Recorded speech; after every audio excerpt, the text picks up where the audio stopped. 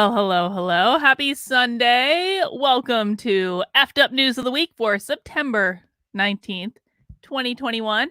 Effed Up News is a fun little show I do every Sunday night just to, round out the weekend well. And it's a time when I talk about just some really kind of crazy news stories that I've heard throughout the week that maybe I just get a chance to cover earlier in the week. So we do them all in one fell swoop and we have a bit of fun while we're doing it. We're broadcasting today, obviously, on my main YouTube channel, on Facebook, on Rockfin, and on Odyssey. So welcome wherever you're watching. Make sure you mount the like button on or the flame, whatever they have on Rockfin, or whatever the thing is on whatever you're watching on. So we want to like it. We want to make sure you're subscribed on whatever platform you're on. If you want to be subscribed, of course, if you just like are hate watching or something, that's cool too. I don't really care. But if you want to be subscribed, especially on YouTube, where they like to unsubscribe people from my page all the time, just double check, make sure you are subscribed. Well, we have got an absolute jam-packed week this week. We have so many stories we need to get through, but before we do that, I always want to be sure I start off by plugging my Locals community, because Locals is a place, unlike YouTube and Facebook for that matter, where I know I will never be censored. I will never be told the things that I can and cannot say. There are stories that I cannot feature on Effed Up News simply because YouTube will not let me talk about them, but I can talk about them on Locals. So my Locals is free to join. It is free. kb.locals.com. You can join and lurk in the community. But if you want to unlock all the features in Locals and help support the work I'm doing, it comes at a cost of $5 a month. Or if you're feeling really sassy, you could do $50 a year, which gives you 2 months for free. You can also make one-time gifts, which of course really help me out. But I know, guys, some of you like being on YouTube and being channel members here, and that's cool. You can totally be a member here as well. But I really want to get as many people as possible in my Locals, because I feel much more comfortable that it won't disappear at the drop of a hat. We do 2 Zoom calls every single week. We do book club, we do debate club, we do craft and bitches. I have to schedule another craft and bitch now that I'm thinking of it. We also have a community Discord for those Locals members who have not yet joined the the community Discord, which is just for supporters. It's not for free members, just for supporters. I have actually just posted a new link, so it's pinned to the top of our Locals right now. If you've not yet joined the Discord, wow, apparently it's gonna be a Sunday where I can't speak. Now is the time to do it. Sarah coming in with a bang. How is our resident white supremacist group with their BS? Well, we're going to find out more about those idiots a little bit later on this week. But we're not going to talk about. We're going to have Sarah. We're going to have a show with no white supremacy, no white identitarians, no racists of any kind, because most people aren't actually all that racist. So let's get into the good stuff. I actually want to start off by talking about a subject that I used to talk about an awful lot and now haven't had as much time or not as much reason to talk about it. And it's actually a good thing that I haven't had as much reason to talk about it, I suppose. But here we go again. Progressive rep. Oh God, how Jayapal, is that how we're saying her name? Jayapal, something like that, accused of mistreating her staff. So for those of you who don't know, in the real world, I am an organizational psychologist. In the real world, I did my dissertation all about workplace bullying. It was about how young professionals cope with being the target of workplace bullying.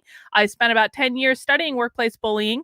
And so anytime I hear about a politician or anyone else bullying their coworkers, my ears certainly perk right up, and I want to know more about what's going on. Let's read.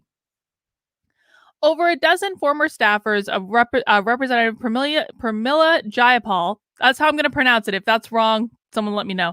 Pramila Jayapal have accused the Washington Democrat of creating a toxic and abusive workplace, calling her actions contrary to the public expectations she has set for others. That's not uncommon at all when it comes to workplace bullies. They are usually massive, massive hypocrites.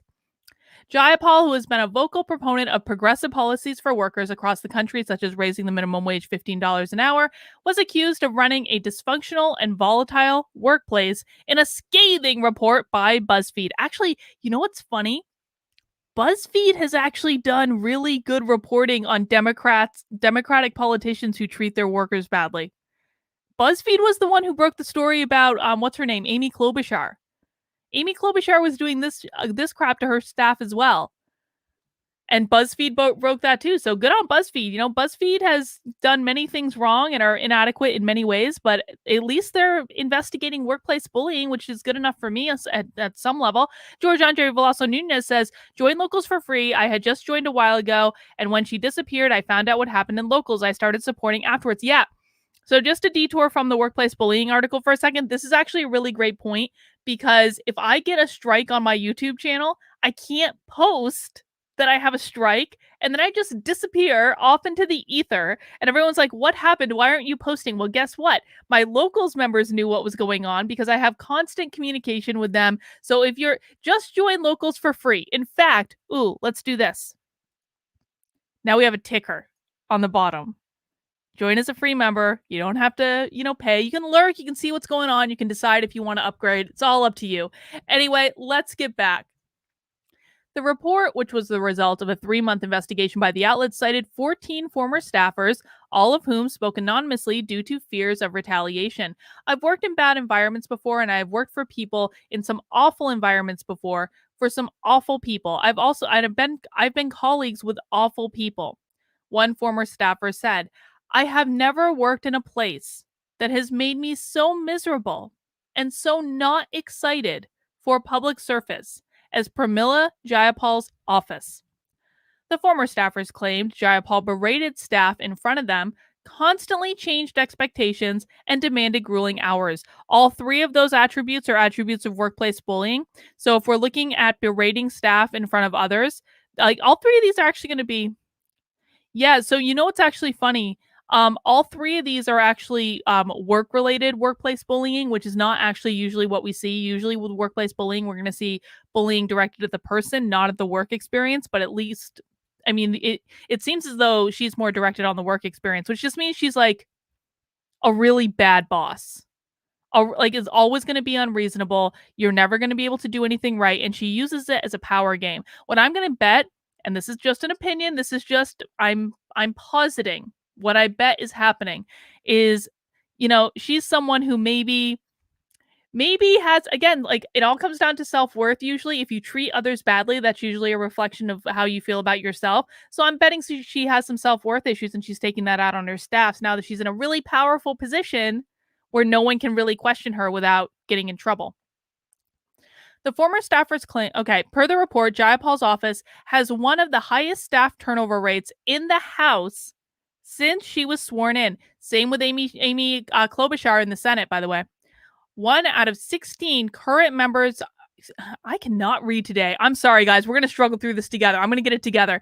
Out of the 16 current members of her personal staff, only 5 have worked in the roles for more than 2 years, while 9 started less than a year ago. So that's not actually as much of an indicator as people might think, because people tend to change jobs less than every 2 years. So that's not an indicator of workplace bullying. It's not sustainable to be able to stay for too long, said one former staffer. Another former staffer described Jayapal as an effective public advocate for workers. They added that she just doesn't recognize that the staff are also human. The Washington Progressive has been accused of yelling at a staffer during a House Budget Committee hearing in 2019, reportedly bringing the employee to tears. Jayapal's office did not deny the incident to BuzzFeed News. The anecdote is in no way representative of what it's like to work for someone who has spent decades being a champion of the rights of all workers. Multiple sources also allege that Jayapal once blamed a staffer for her own personal weight gain, claiming there wasn't enough gym time on her schedule. Many of the staffers cited in the report allegedly had to seek therapy while working for the Democrat, noting an unbalanced work-life schedule. That's also a symptom of workplace bullying. One staffer called the office environment so toxic and abusive that I felt the only way I could continue to function both in my professional and personal life was to seek therapy and counseling. That staffer later said that leaving was the only choice. The staffers allege their personal lives were affected by long hours, specifically regularly working 12-hour days without significant breaks. While those hours are not uncommon in the nation's capital, one former staffer broke down their salary with the hours worked.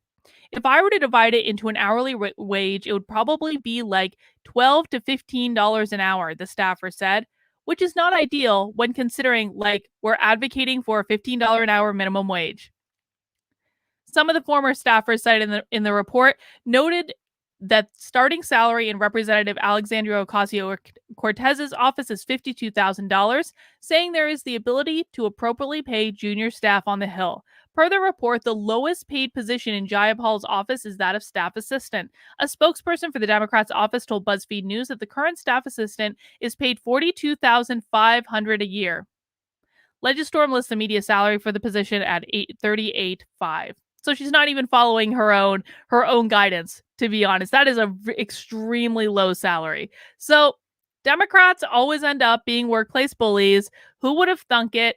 BuzzFeed has actually done some pretty in-depth reporting on this. So if you guys are interested in more, BuzzFeed's actually done a really long article about this. They had 3 people working on it for like 3 months. So this is actually might be a halfway decent piece of reporting. But obviously, I'm not going to read this whole thing. This would be roughly akin to me reading that second hit piece that the Daily Beast did on Tim Pool. Like, I ain't going down that route. But if you want to do it, I will make sure that these articles end up in the description after the feed so that you can go back, or you can just Google, whichever. Google can be your friend. But let's move on because we've got lots of stuff to get through. And the next couple of stories are going to be about, well, you guessed it, because we can't get through a week without it. Racism. All right, we've got a couple stories about things that are found to be racist. According to Vice News, junk food is racist.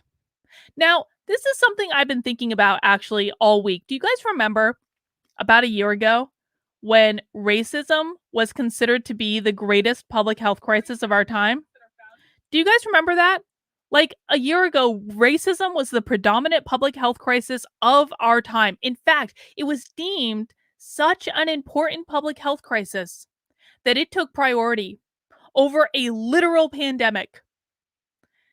Tackling racism as a public health crisis was more important than tackling the pandemic, because that's what allowed all those huge Black Lives Matters protests to come out. It was because racism was a public health crisis.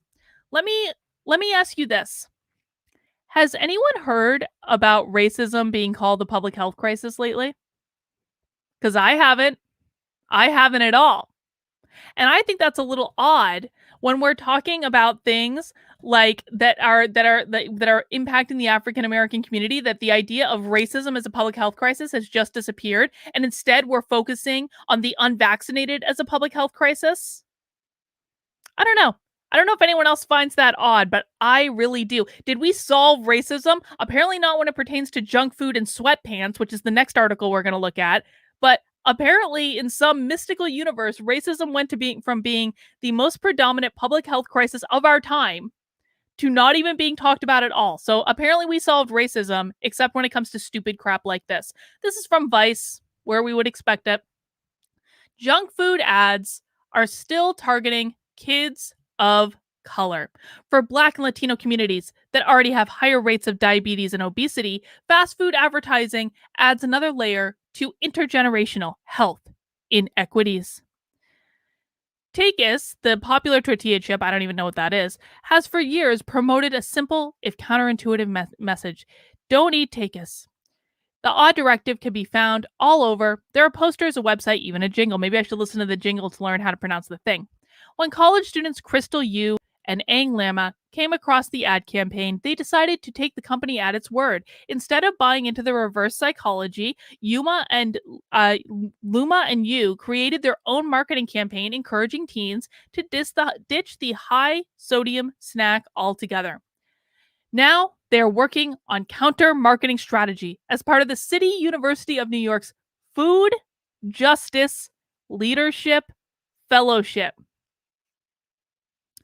which trains young people to counter the blitz of fast food marketing. The two landed on Takis because the snack was ubiquitous in their New York high schools and because it embodied junk food companies' problematic marketing strategy to target Black and brown youth without communicating any of the well established health risks. Yes, I know I like my chip commercials with health risk disclaimers.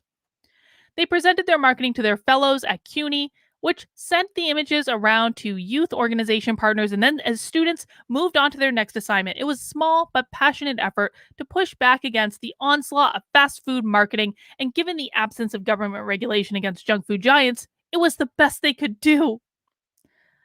Black children and teens view about 75% more fast food TV ads in 2019 than their white peers, up from 60% more in 2012. So, so I had a libertarian thing I had to go do today.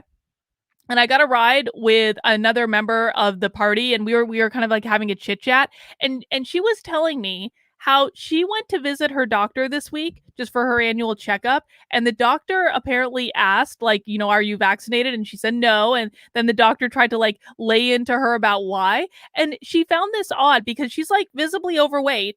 She's overweight and she owns it. And she looks great. I think she looks great, but like, whatever. That is one of the things with COVID is that you're more susceptible to impact from it if you're overweight, and that's just the way it is.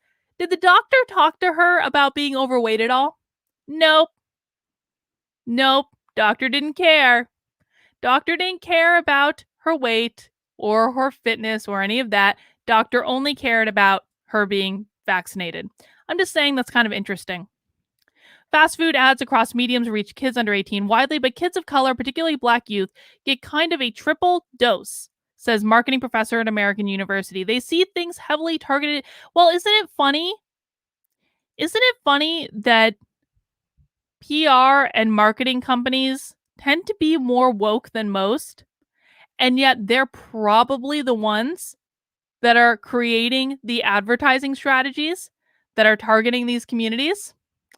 For Black and Latino communities that already have higher rates of diabetes and obesity, fast food advertising adds another layer to health inequities that can become intergenerational. For underserved populations like African Americans and Latino Americans, we see a lot more patients with family members who struggle with weight related conditions, says Dr. Veronica. Aaron Gonzalez, who grew up in a Black and brown neighborhood in the Bronx, participated in a separate. Apparently, CUNY has more than one food justice program. Participated in a separate food justice program through CUNY.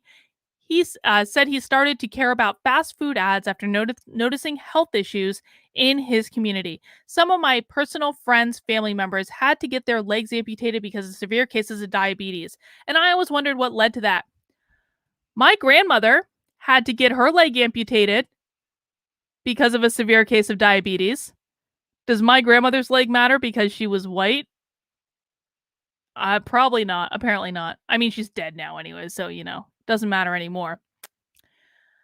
A May report for the Center of Digital Democracy, CDD, found that communities of color have buying power of $3.9 trillion, with the fast food industry lured by the relative youth since they have a lower median age than white Americans.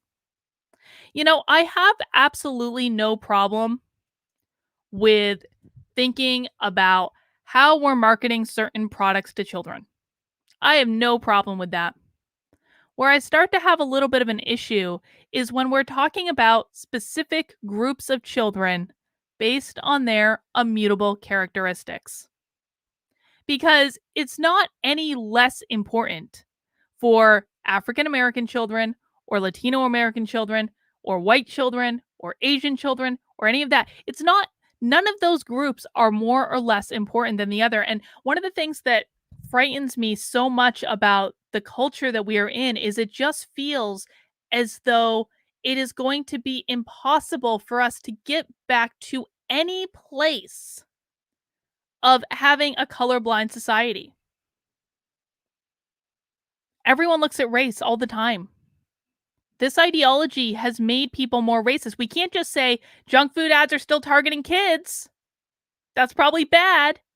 Why are junk food ads targeting kids? No, it has to be specific segments of kids, as if some kids are more important or more valuable than others. But that's not the only stupid racist story we have in the queue today. Sweatpants are racist.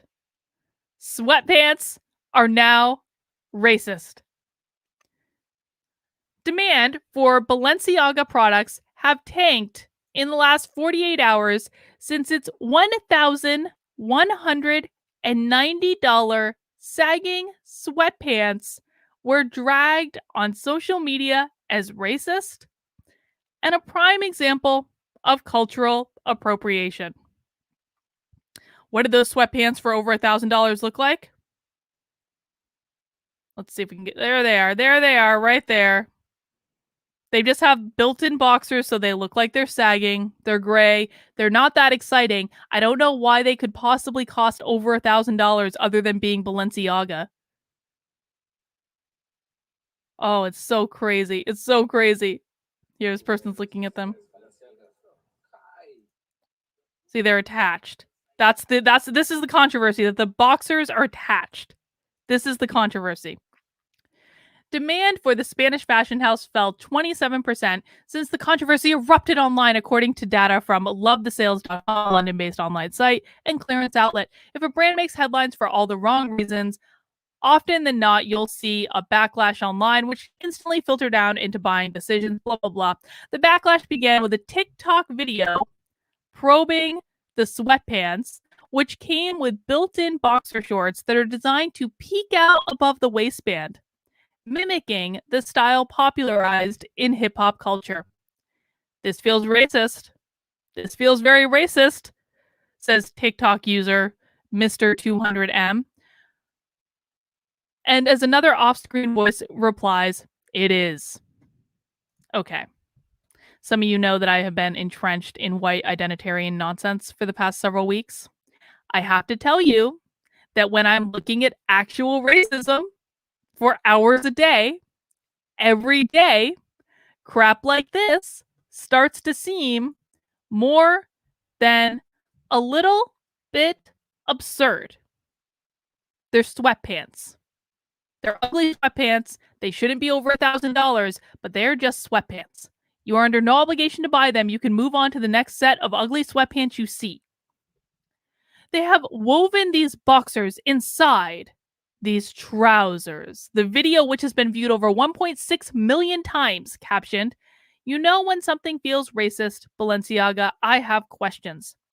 They're gentrifying sagging," said one user, responded in over 3,300 comments on the videos. Representatives for Balenciaga and parent company Kering did not return the post request for comment, but Ludivine Pont, wow, what a name. Ludivine Pont, chief marketing officer for Balenciaga, said earlier this week in a statement to CNN, "In our many collections, we combine different wardrobe pieces into a single layered garment, such as denim jackets layered over tracksuit pants, cargo shorts merged with jeans, button-up shirts layered over t-shirts. These trousers were an extension of that vision." Marquita, an associate professor of African American Studies at California State University Northridge, told CNN she was disturbed by the pants and views it as Black culture with hopes of securing major profits. So what do you think, guys? Are these sweatpants racist? What do you think? Yes or no in the chat. Are these ugly sweatpants racist? Y for yes, N for no. Let me know what you think about this one. My God. What's going to be racist next? Do the sewn-in boxers come with stains? I don't believe so, Sun King. I don't believe so. No. Like, they're not they're ugly, but they're not racist. Man. Well, what we might be experiencing when we say that they're not racist is just we're white people that are not sitting in our discomfort. Because really that's what we should do as white people. And I know some of you are not white in the chat, but just bear with me. Here's an opinion piece I saw popping up in a whole bunch of newspapers over the weekend, critical race theory and the dangers of white comfort. For too long, we have struggled to tell the truth about systemic racism in this country. It has harmed us as individuals and as a society and threatened student learning and child development. Attacks on critical race theory, CRT, culturally relevant curricula, and diversity, equity, and inclusion only amplify the need for frameworks and tools that equip school leaders and teachers with the knowledge and skills to help students understand why and how racism persists in the United States. I thought we weren't teaching it. I was under the impression that we weren't teaching critical race theory in schools. If we aren't teaching critical race theory in schools, then why on earth would we have a need for frameworks and tools that equip school leaders and teachers with the knowledge and skills to help their students understand why and how racism persists in the United States? I thought we weren't teaching it in schools. Obviously, I was misinformed. Well, it is important to point out that CRT is not being taught.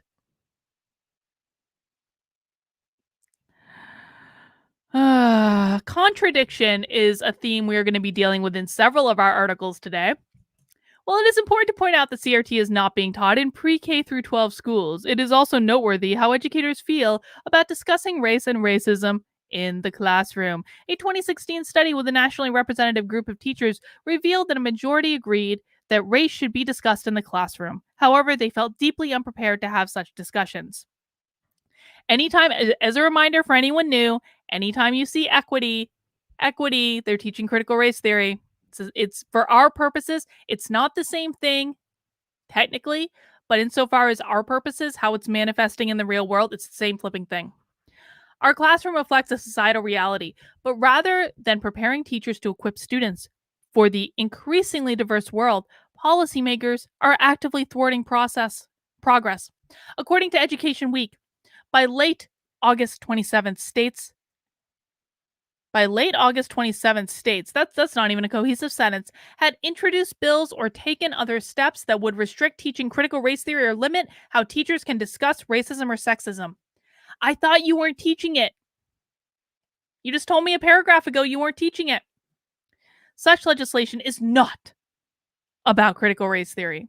It is designed to deny white students the opportunity to grapple with our country's complex and often difficult history, and it subjects students of color to an educational experience that does not fully acknowledge and honor their existence. They're sitting in the class. I think we all know they exist. When white comfort and approval are prioritized about issues of race, it works to our collective detriment. We have seen this tension play out repeatedly. We have debated the removal of Confederate monuments because white people centered the conversation on Southern pride rather than racism that nearly destroyed the country. A black mother in Texas had to take on the state board of education because her son's history book textbook described enslaved black people as workers rather than as humans forced into property status to provide free labor. That's funny. I also know of a mother in Atlanta who had to sue the school over teaching critical race theory. So it goes both ways. Today, we are struggling to get accurate information about why insurrectionists laid siege to the U.S. Capitol.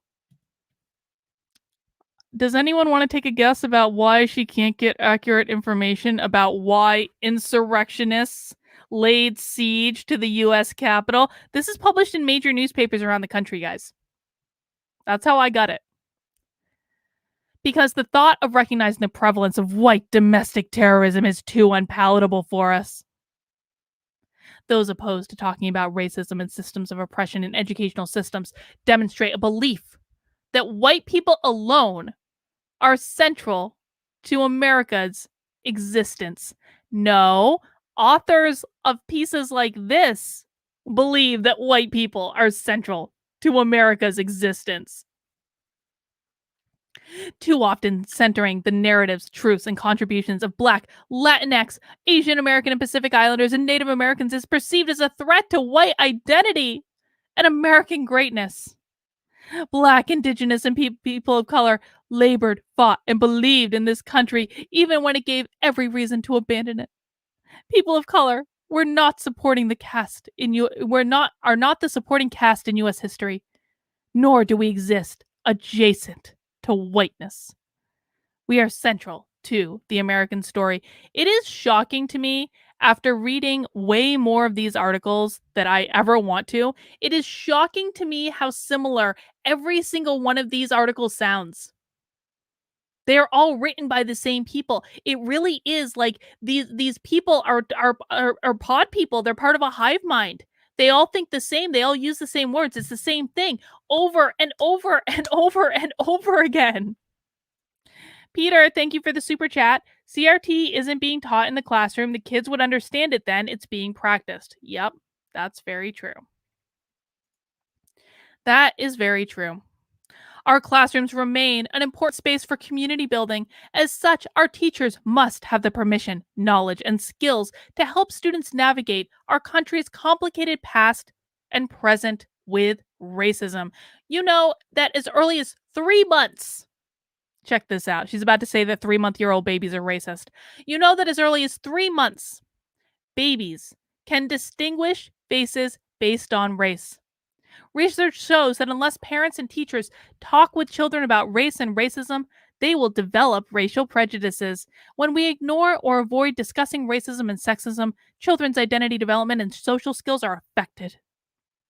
And then they go into a talk about this. It's basically a marketing piece, but it's just like every single time. This was in the New Haven Register. Every single time. George Andre Velasco Nunez, the 106 years siege. Exactly. Exactly. These people are crazy. But guess what? We're about to have a pivot in the narrative. We are about to have a pivot. We are experiencing that pivot in real time. Does anyone want to guess that pivot, what that pivot is?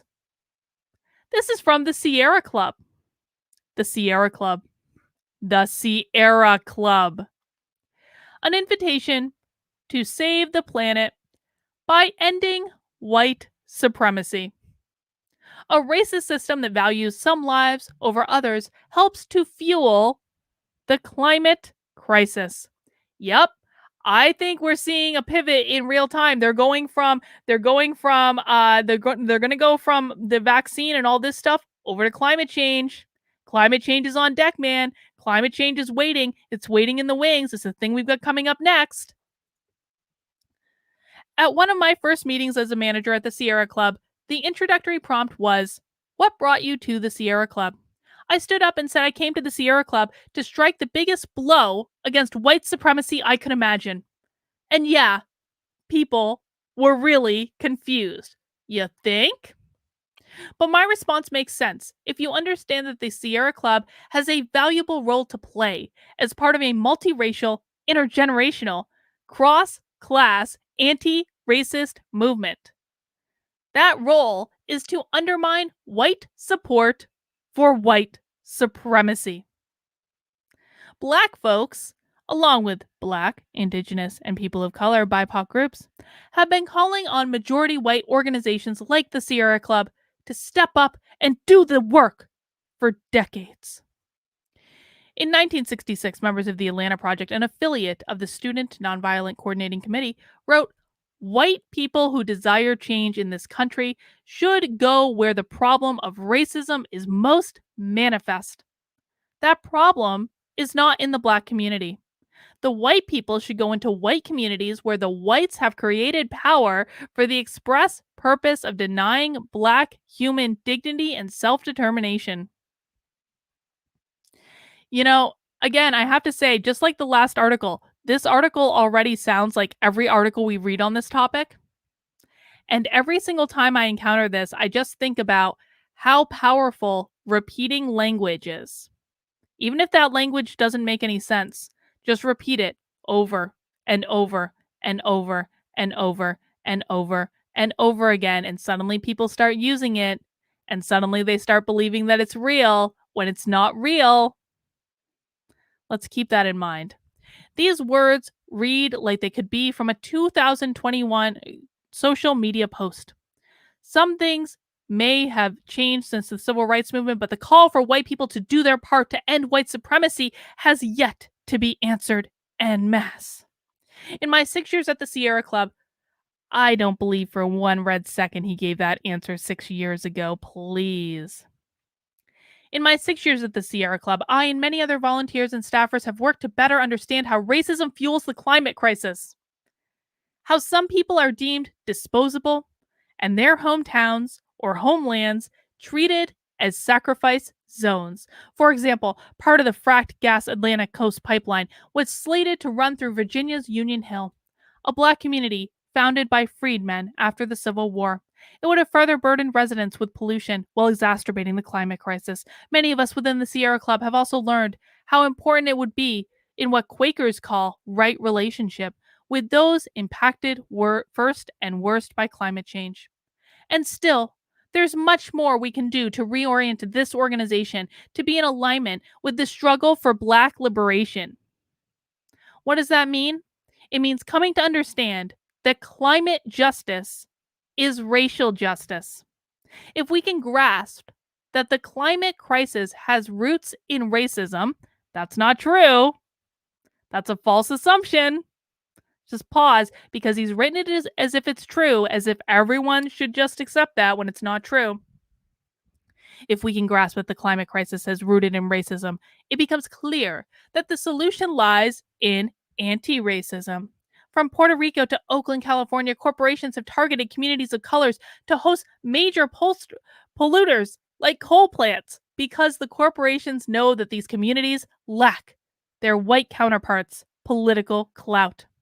Yes, in this day and age, African American communities lack political clout. Said no one ever.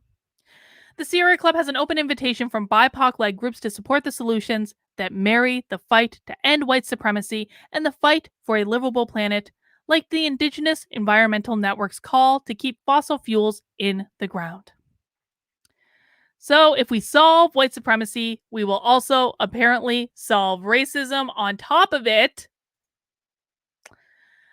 But let's move on. Let's move on to COVID. Because like I said, racism was a public health crisis a year ago. I think it's kind of moved on. I saw this graph this week. I think Jordan Peterson retweeted this. This is everything. This is from the New York Times, YouTube. You should contact the CDC with all your COVID-related questions, but this is from the New York Times. Look at this. What are the chances somebody with COVID must be hospitalized? The correct answer to that question is 1 to 5%. 41% of Democrats believe that that there is a 50% and up chance that someone with COVID must be hospitalized. Another 28% of Democrats believe that there is a 20 to 49% chance that someone with COVID must be hospitalized. Does anyone want to guess why this graph for the Democrats looks substantially different? Well, maybe not substantially, but significantly different than the graph for Republicans and the graph for independents. Does anyone want to guess why that might be? I'll be paying attention in the chat. Why might Democrats? Yes. JS in there with the first answer, the media. That's exactly right. The media has spun everyone up into a hissy fit tantrum, fear-mongering, ridiculousness, where Democrats literally believe that over 50% of the people who get COVID are hospitalized, when in reality, it's only 1 to 5%. It's not that much. Blue anon. Exactly, Patricia. Exactly. And that's leading to some problems. It's leading to this problem right here. In our theme of contradictions, Chris Rock announces he has a breakthrough coronavirus case, urges followers to get vaccinated. Now, you should always defer to the CDC. The CDC wants you to get vaccinated, so it's probably really good advice. But I just think it's funny that Chris Rock, who is already vaccinated, isn't he? Isn't he already vaccinated? Got COVID after he was vaccinated, and then in response to that, told everyone to go get vaccinated because just in case. Am I wrong to say that Chris Rock was vaccinated? Chris Rock revealed that he has been diagnosed with the coronavirus in a message urging his followers on Twitter to get vaccinated. The comedian, 56, took to Twitter on Sunday to share a bare bones messaging with his more than 5 million followers, announcing both that he tested positive for COVID-19 and encouraging them to get vaccinated against the potentially life-threatening illness. Hey guys, I just found out I have COVID. Trust me, you don't want this. Get vaccinated.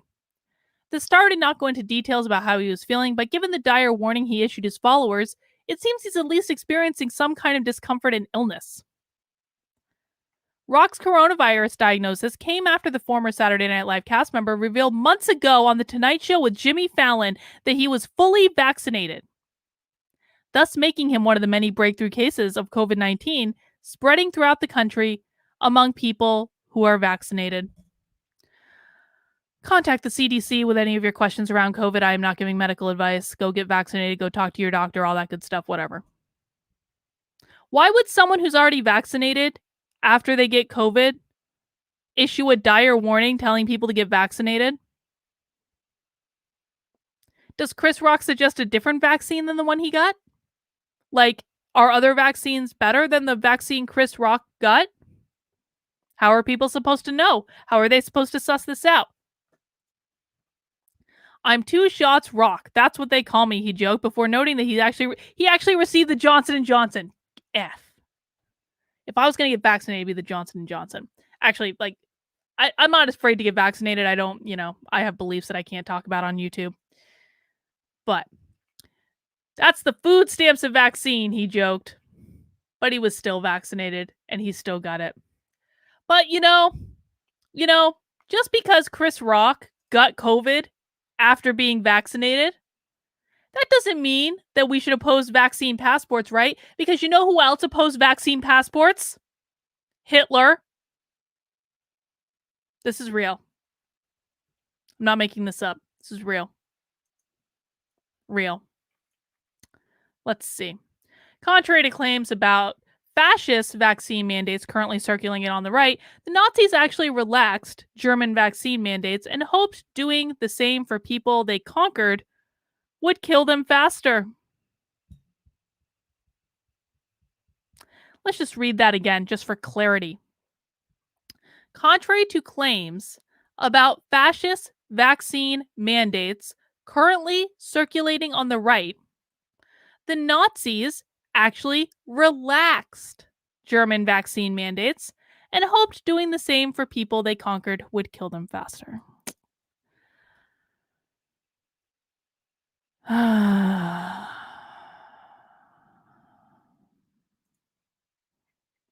not going to read this. I just put this in the mix to show you exactly how insane these people are, how precisely and unequivocally insane these people are. But what we will move on to is the CDC interfering in schools. I'm not going to address the Hitler stuff, okay? Like, that's ridiculous. That is ridiculous. And by the way, actually, hang on. If they are allowed to invoke World War II references, then why aren't we? If it's okay for one side to do it, then why on the other? I'm just saying. But one thing that we should be aware of if you have kids is that the CDC are the ones that are working with the teachers' unions to push those masking guidelines. This is from Fox News. CDC tightened masking guidelines after threats from teachers' unions, emails show. The Biden administration tightened its masking guidance after a prominent teachers' union threatened White House officials with publicly releasing harsh criticisms, internal emails show. The National Education Association sent a draft statement to White House officials that included harsh criticism for the Centers of Disease Control and Prevention's masking guidance, the emails show. But the teachers' union ultimately published a version with a much softer tone, and the CDC clarified its guidance to indicate that anyone should be masked in schools regardless of vaccination status. The new emails show further coordination between the White House and teachers' unions just months after reports highlighted the extent that unions had influenced the administration's messaging on school reopenings. The watchdog group Americans for Public Trust obtained the emails through a Freedom of Information Act request provided to them and provided them to Fox News. I continue to be so incredibly concerned over the impact that these masks are going to have on this generation. Did any of you see that video that was going around? The video of the young kid, the toddler in daycare, and he keeps pulling the mask off and they keep putting it back on him. He keeps pulling the mask off and crying. They keep putting it back on him. They keep pulling the mask off and crying, keep putting it back on him. Oh, do we have trolls in the chat? I didn't even notice this. Oh, we get to block some people. Excellent. That video, like, to me, when I look at a video of a toddler who hasn't been broken by the difficulties of life yet, and they're just acting as though they naturally would. They're acting as though they haven't been influenced by adults yet. They haven't been taught what it means to be like, they're more connected, I think, to a source. And so when I see a toddler pulling that mask off desperately, crying every time, and then having shut back up, pulling it off, that's his spirit saying, this is not right. And I think a lot of us know that. A lot of us know, anyone who has kids know that it is not right to keep them in masks for 8 hours a day. We have to start calling this what it is. This is child abuse, and it's being pushed on them by the teachers' unions.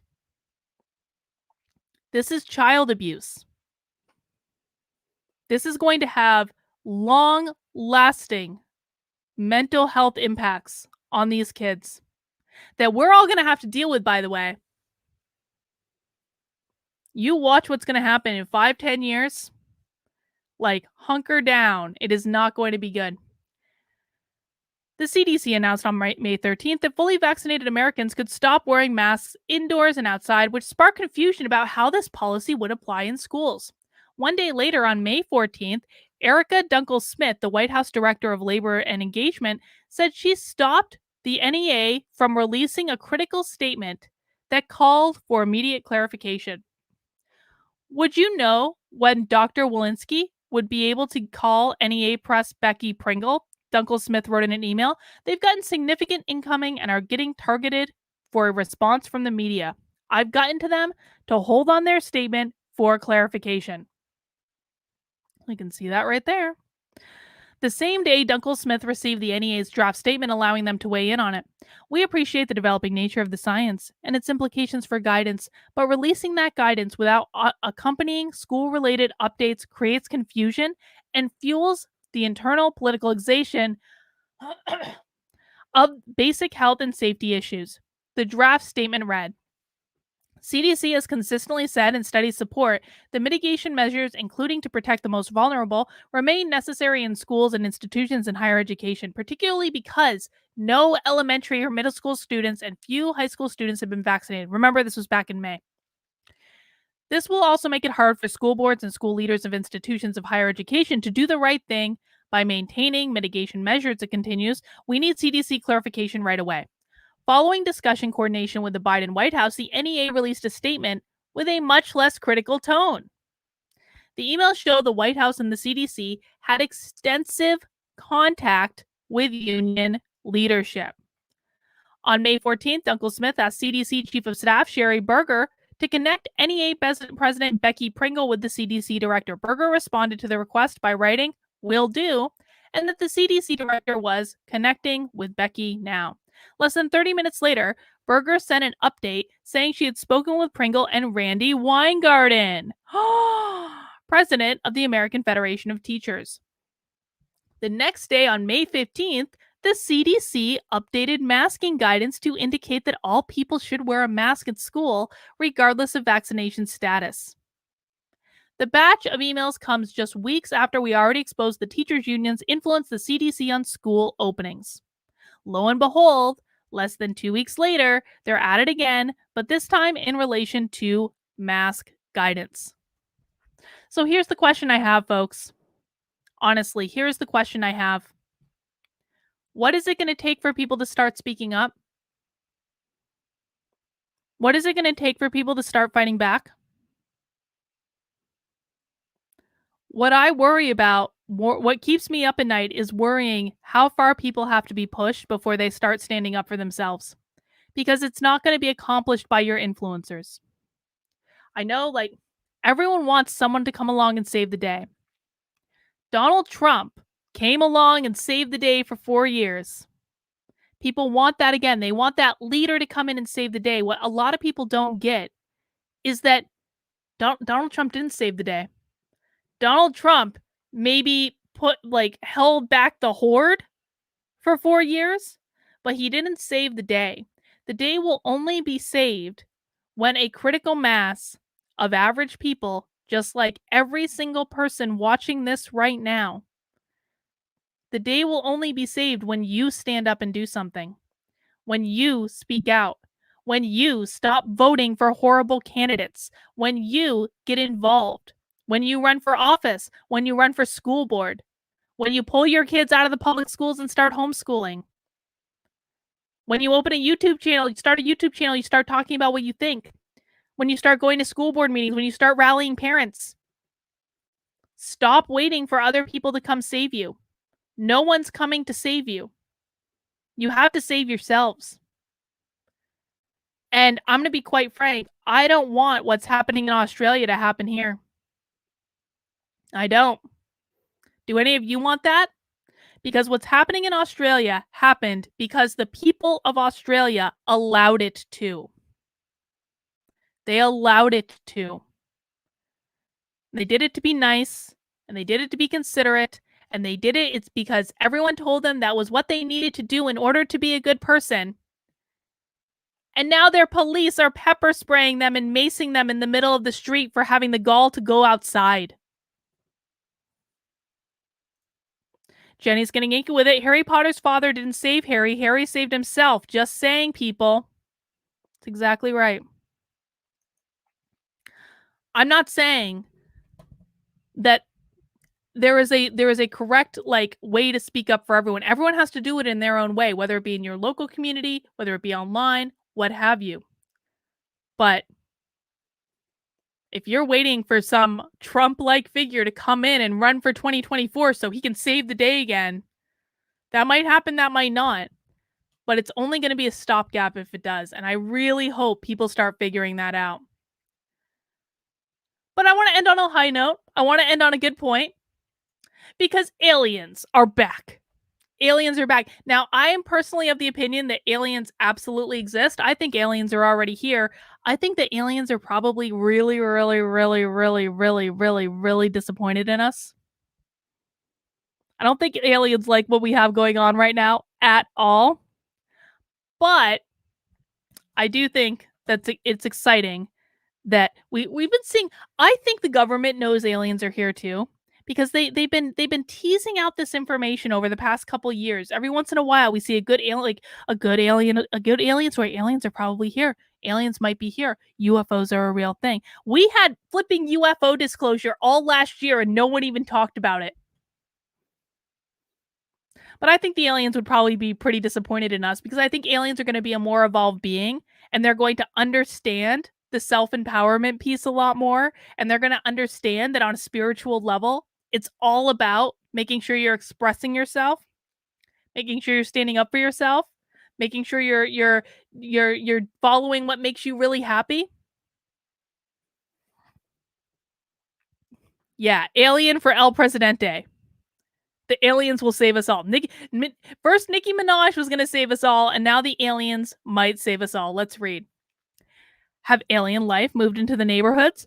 Astrophysicists at the University of Leeds in the UK have discovered an abundance of life-giving organic molecules in space previously thought to occur only under rare cosmic circumstances.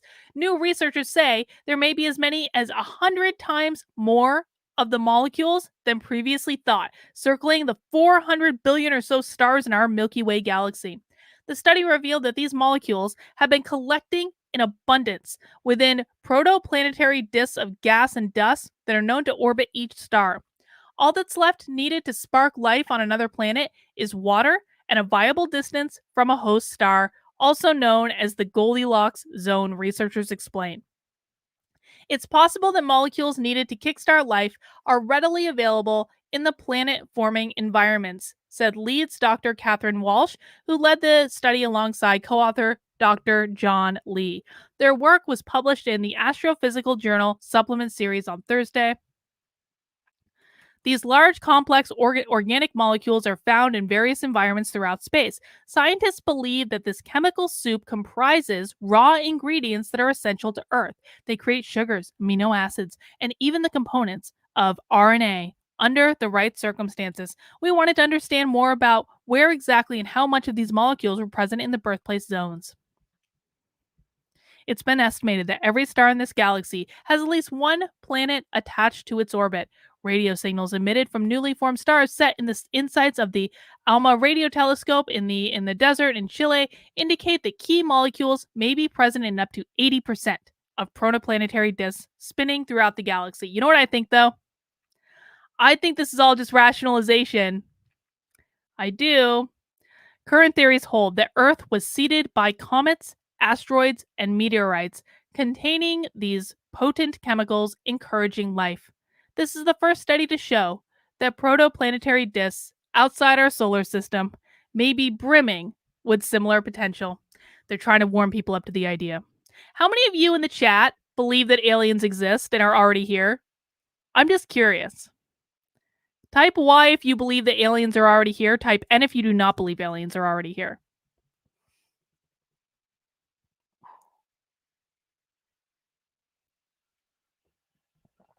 I see Melissa Ann on Facebook believes that aliens are here.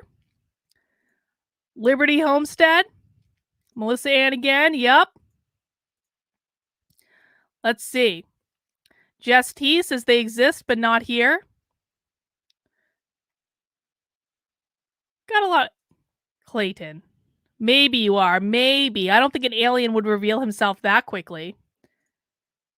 Song King comes in with the same joke. Yeah, it looks like we're maybe 50-50 split. Some people believe in aliens. They just don't think they're here. Well, I hope the aliens make it at some point. I really do. I think we need aliens. Did anyone see there was a mini series on the Sci-Fi Network a long time ago, and it was based on a book, I think, At Childhood's End. Does anyone remember this? It was called At Childhood's End. Hang on. Let me see if I can find it real quick. At Childhood's End. It was a book, but then they made it into a mini series. Yeah.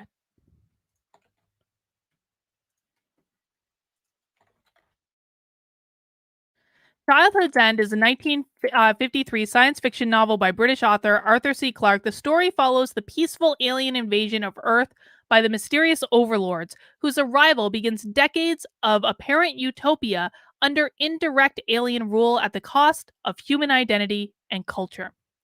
But so this book and the miniseries, I actually thought the miniseries was pretty good. Like, was interesting because aliens kind of came to Earth and they gave human beings everything they needed in order to, find peace and never get sick and stuff like that. But it came at the cost of human beings basically giving up their culture and identity, which I also thought was kind of interesting. And again, assimilating into the horde. Maybe this isn't the ideal moment to end on. I mean, it was great while it lasted, but eventually the Earth ended up like not existing anymore. So maybe a sad way to end on. Hey, Carlin, happy Sunday. Josh, oh my gosh, I used to watch Ancient Aliens and stuff like that with my grandpa, and he believed aliens were here before Star Trek and Stargate. Yeah. How many of you are familiar with the Anunnaki? How many of you know about the Anunnaki? I think this is fascinating. The Anunnaki, this whole idea is that aliens created all humans and they created us to be their slaves, to mine their gold. And that's one of the reasons that we know that like we value gold so much is because we were created and genetically engineered by aliens in order to be their slaves to mine their gold? The Anunnaki. Yeah, people in the chat, you guys know. Yeah. So that might be your homework assignment. If you've never heard about the Anunnaki, go read up on the Anunnaki because it actually is fascinating. And of all the kind of crazy alien theories that I've ever heard, I'm kind of like, that actually makes a lot of sense. And it aligns with a whole bunch of creepy stuff. This is like stuff you're gonna find on like the Gaia channel. They do a whole series on this. You might not believe in this stuff, that's fine. Sometimes things are just fun to consider. They're fun to kind of like bat around ideas. You can get creative with ideas. Allow yourself to like experience them. It makes things so much better. When you're surrounded by woke nonsense, like sweatpants being racist, it's kind of nice just to sit back and think about, what do our alien overlords think of all of this? And do aliens exist? And were we really created to be their slaves? I don't know. There are worse things you can spend your time doing, right? Even if it all ends up being bunk. But okay, so people are asking how to spell it. Anunnaki. Just T's got us covered. Something like that. Yeah. Talks about how the pyramids were power cells. Read Chariots of the Gods. Yeah, man. It's the Maybe we'll do a whole series on the Anunnaki. We'll get some Anunnaki experts on here just for fun. Maybe like, would you guys be like down with that? If I went and got like some like alien experts to come on and talk to us about like the Anunnaki and stuff like this, I'll go recruit from the Gaia channel just for a nice little break. Yes.